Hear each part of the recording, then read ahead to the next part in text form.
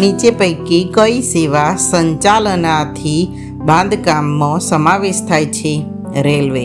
સંચાલનાર્થી બાંધકામમાં નીચે પૈકી કયો સમાવેશ થતો નથી? નવા રહેણાંક મકાનો. વિસ્તાર વિકાસ સત્તામંડળમાં મુખ્ય નગર આયોજકનો સમાવેશ કઈ રીતે થાય છે? હોદ્દાની રૂએ સભ્ય તરીકે.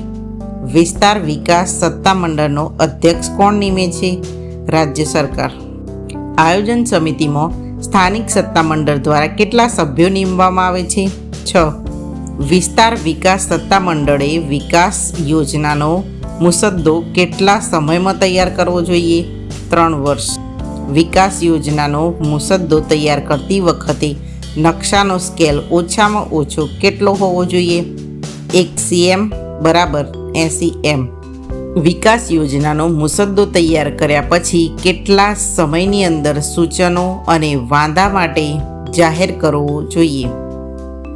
2 મહિના. વિકાસ યોજનાનો મુસદ્દો પ્રસિદ્ધ કર્યા પછી રાજ્ય સરકારની મંજૂરી માટે કેટલા સમયમાં સાદર કરવો જોઈએ? 6 મહિના.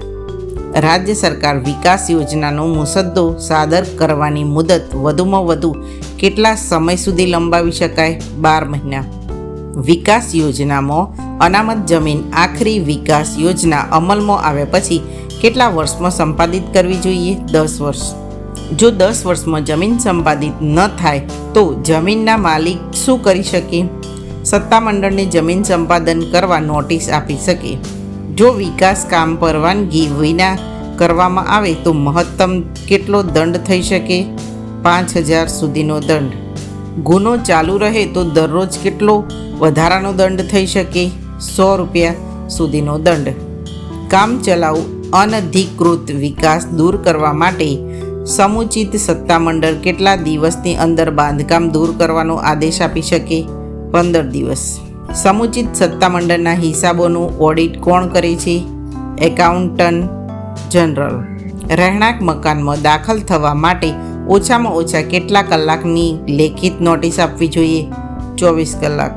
અધિકૃત વ્યક્તિને જમીન અથવા મકાનમાં દાખલ થવામાં અવરોધ કરનારને કેટલી સજા થઈ શકે? 1 વર્ષ સુધી કેદ અથવા 1,000 રૂપિયા દંડ.